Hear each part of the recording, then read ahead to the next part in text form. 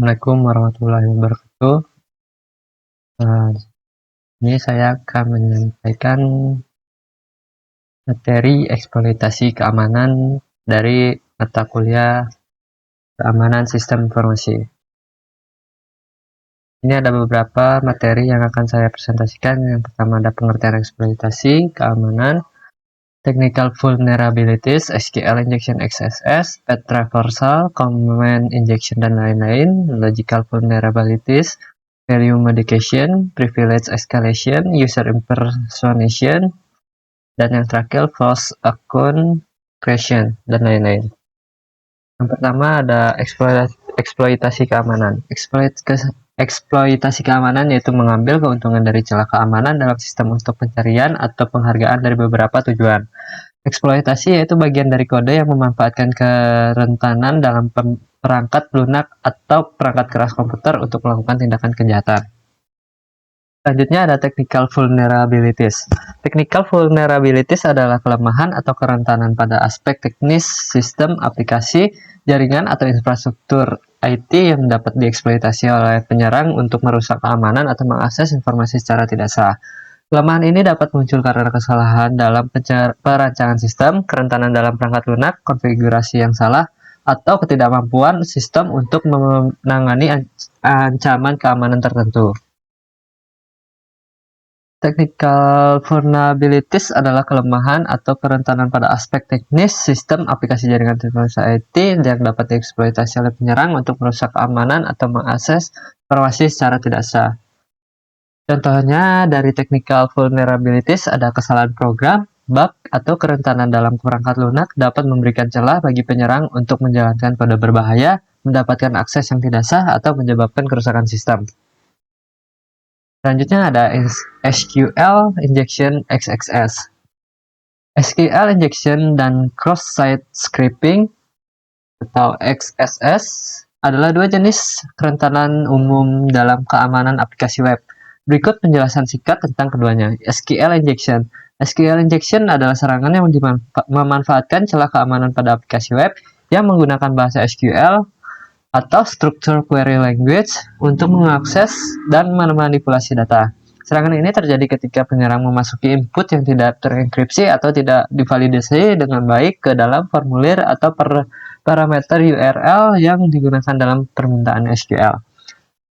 Yang selanjutnya ada cross-site scripting. Cross-site scripting atau XSS adalah serangan yang memungkinkan penyerang menyisipkan kode script berbahaya ke dalam halaman web yang akan dilihat oleh pengguna lain. Serangan ini terjadi ketika aplikasi web tidak memvalidasi atau membersihkan dengan benar input pengguna sebelum mengirimkannya ke browser pengguna. Biasanya ada path traversal. Path traversal atau juga dikenal sebagai directory traversal adalah serangan yang memanfaatkan kerentanan pada aplikasi web yang tidak memvalidasi atau membatasi dengan baik file atau direktori yang diberikan oleh pengguna. Serangan ini memungkinkan penyerang untuk mengakses file atau direktori di luar direktori yang seharusnya dapat diakses oleh pengguna. Cara kerja path traversal adalah dengan memanfaatkan karakter spesial atau string memanipulasi pada input yang digunakan untuk meminta file atau direktori. Dengan memasukkan karakter khusus seperti titik-titik, garis miring atau persen 2e persen 2e persen 2f yang mewakili titik-titik garis miring dalam URL strip encode, penyerang dapat melompat keluar dari direktori yang seharusnya dapat diakses dan mengakses file untuk direktori yang berada di luar batasan tersebut. Serangan path traversal. Dampak dari serangan path traversal bisa sangat berbahaya. Penyerangan dapat memanfaatkan kerentanan untuk membaca, menulis, atau menghapus file yang sensitif, termasuk file konfigurasi, basis data, atau data penggunaan yang penting. Serangan path traversal juga dapat digunakan untuk mendapatkan informasi sensitif seperti kode sumber aplikasi, direktori sistem, informasi autentikasi. Selanjutnya, mencegah serangan path traversal. Validasi dan sanitasi input pengguna untuk memastikan bahwa hanya karakter yang diizinkan yang diterima.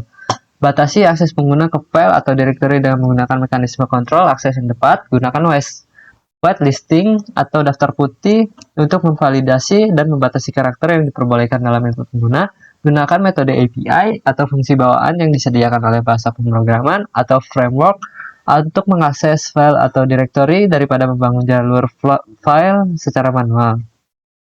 Terapkan prinsip kebutuhan terkecil untuk memberikan akses file atau directory yang minimal dan hanya kepada pengguna yang membutuhkannya. Pastikan pembaruan perangkat, lunak, dan patch keamanan yang terbaru untuk aplikasi web dan sistem operasi. Selanjutnya ada command injection. Command injection atau injeksi perintah adalah serangan yang memanfaatkan celah keamanan pada aplikasi web yang tidak memvalidasi atau memfilter dengan benar input yang diterima dari pengguna sebelum digunakan sebagai bagian dari perintah sistem. Serangan ini memungkinkan penyerangan untuk menyisipkan perintah sistem yang berbahaya dan dieksekusi oleh server atau lingkungan sistem yang menjalankan aplikasi web tersebut. Cara kerja command injection mirip dengan serangan SSS atau SQL injection, di mana penyerangan menyisipkan kode berbahaya ke dalam input yang tidak divalidasi, namun dalam command injection tujuannya adalah untuk menjalankan perintah sistem seperti perintah shell pada sistem operasi yang dijalankan oleh server web. Contoh umum serangan command injection adalah serangan menyisipkan karakter spesial atau karakter escape yang mengubah konteks input dan membuat perintah sistem tambahan dieksekusi. Misalnya dengan memasukkan karakter titik koma atau karakter pipa. Penyerang dapat menyisipkan perintah tambahan setelah perintah yang sah dan menjalankan secaranya tidak sah.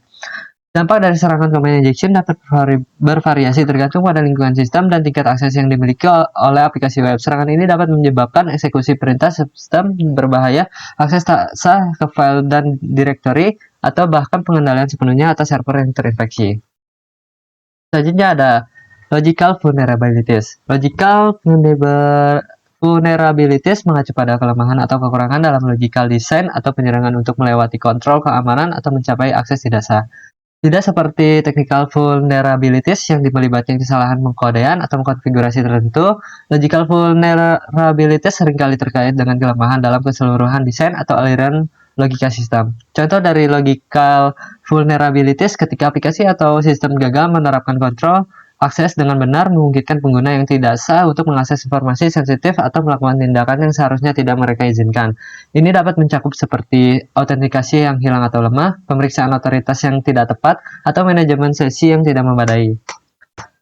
Selanjutnya ada value modification. Value modification juga dikenal sebagai perusakan data atau manipulasi data adalah jenis serangan di mana penyerang dengan sengaja memodifikasi data di dalam sistem atau aplikasi untuk mendapatkan hasil yang tidak sah atau berbahaya. Ini melibatkan pengubahan nilai variabel, parameter, atau input data untuk memanipulasi perilaku atau hasil dari suatu proses atau interaksi. Selanjutnya ada serangan value modification. Yang pertama ada penipuan finansial. Penyerangan dapat mencoba mengubah nilai transaksi finansial seperti mengubah jumlah pembayaran atau mengubah saldo akun untuk melakukan aktivitas penipuan dengan mencuri uang. Yang kedua ada akses tidak sah. Dengan memodifikasi nilai yang terkait dengan autentikasi atau otoritas pengguna, penyerang dapat memperoleh akses tidak sah ke akun istimewa atau informasi sensitif. Yang saja ada kompromi integritas data. Modifikasi nilai dapat membahayakan integritas data dengan mengubah isinya dan mengubah nilai kritis.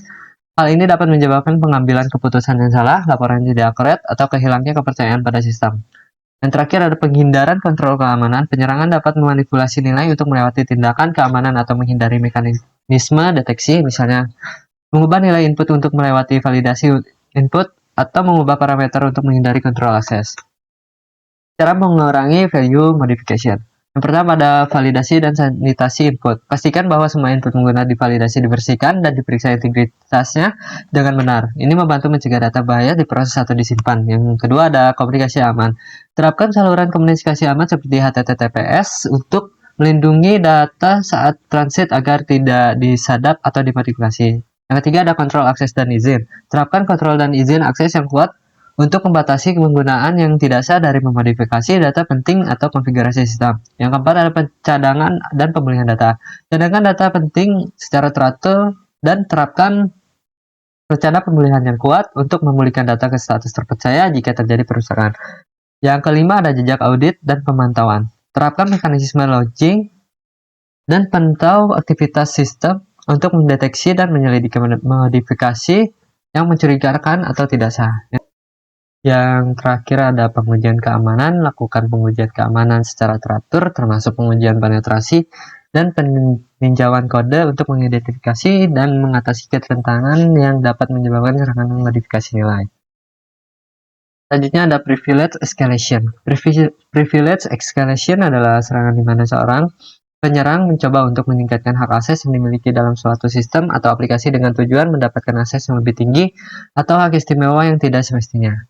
Serangan ini dilakukan dengan memanfaatkan celah keamanan dalam implementasi hak akses atau mekanisme pengendalian akses yang tidak memadai.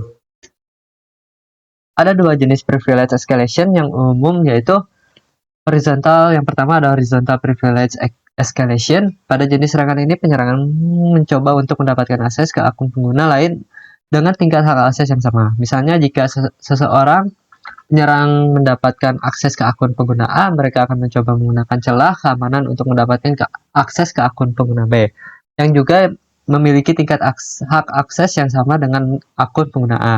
Yang kedua ada vertical privilege escalation. Pada jenis serangan ini, penyerang mencoba untuk meningkatkan hak akses dari akun pengguna yang sudah mereka kompromi. Misalnya, jika penyerang mendapatkan akses ke akun pengguna dengan hak akses terbatas, mereka akan mencoba memanfaatkan celah keamanan untuk meningkatkan hak akses menjadi akun administrator atau akun dengan tindak hak akses yang lebih tinggi. Selanjutnya ada beberapa metode umum yang digunakan dalam serangan privilege escalation, meliputi yang pertama ada eksploitasi celah keamanan pada sistem operasi, aplikasi, atau perangkat lunak yang digunakan untuk mendapatkan akses dengan hak istimewa yang lebih tinggi. Yang kedua ada manipulasi atau penyalahgunaan konfigurasi yang salah pada mekanisme pengendalian akses, seperti file konfigurasi yang dapat diedit oleh pengguna atau pengatur permission yang tidak tepat. Yang terakhir yaitu memanfaatkan kerentanan atau celah pada aplikasi atau layanan yang berjalan dengan hak akses tinggi untuk mendapatkan akses yang sama. Selanjutnya ada user impersonation. User impersonation adalah serangan di mana seorang penyerang mencoba untuk mengasumsikan identitas atau hak akses dari pengguna lain dalam sistem atau aplikasi. Dalam serangan ini, penyerang berusaha untuk memperoleh informasi rahasia, melakukan tindakan yang seharusnya hanya dapat dilakukan oleh pengguna yang sah, atau mendapatkan akses yang tidak diizinkan ke sumber daya yang terbatas. Ada beberapa teknik yang dapat digunakan oleh penyerang untuk melakukan user impersonation, antara lain yang pertama ada phishing.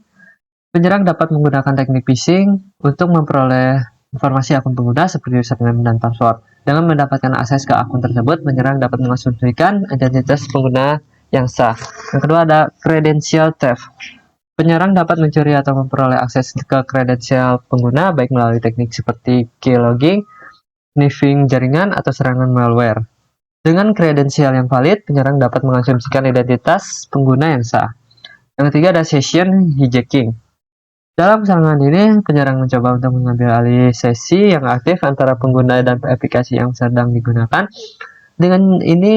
Dengan cara ini, penyerang dapat mengasumsikan identitas pengguna yang sah dan melakukan tindakan atas nama mereka. Yang terakhir ada man in the middle atau MITM attacks. Dalam serangan MITM, penyerang dapat untuk menyisipkan diri mereka di antara komunikasi antara pengguna dan server. Dengan melakukan hal ini, mereka dapat memantau dan manipulasi komunikasi tersebut. Komunikasi termasuk mengasumsikan identitas pengguna yang sah. Dan saja ada yang terakhir yaitu false account creation. False account creation adalah serangan di mana penyerang membuat akun palsu atau akun yang tidak sah dalam sistem atau aplikasi. Dengan membuat akun palsu, penyerang dapat mengakses sumber daya yang seharusnya terbatas, melakukan tindakan yang melanggar kebijakan atau aturan, atau mendapatkan akses yang tidak diizinkan ke informasi yang sensitif. Untuk melindungi sistem dari serangan false account creation, beberapa langkah yang dapat diambil adalah sebagai berikut. Yang pertama adalah validasi informasi pendaftaran. Lakukan validasi yang ketat terhadap informasi yang diberikan saat pendaftaran akun, seperti verifikasi alamat email atau pemeriksa. Yang kedua ada verifikasi identitas. Lakukan verifikasi identitas yang lebih kuat saat pendaftaran, seperti dengan menggunakan metode verifikasi dua faktor atau verifikasi melalui dokumen resmi keabsahan nomor telepon. Yang ketiga ada deteksi pola dan anomali. Implementasikan sistem untuk mendeteksi pola yang mencurigakan atau anomali dalam pola pendaftaran akun, seperti pola IP yang sama digunakan untuk membuat banyak akun. Batasan pendaftaran. Batasi jumlah akun yang dapat dibuat dari satu alamat IP, atau batasi jumlah akun yang dapat dibuat dalam periode waktu tertentu. Yang terakhir ada monitoring dan tindakan cepat. Pantau aktivitas akun secara terus dan tanggal secara cepat terhadap tindakan yang mencurigakan atau melanggar kebijakan. Sekian dari presentasi saya. Mohon maaf bila ada kesalahan. Wassalamualaikum warahmatullahi wabarakatuh.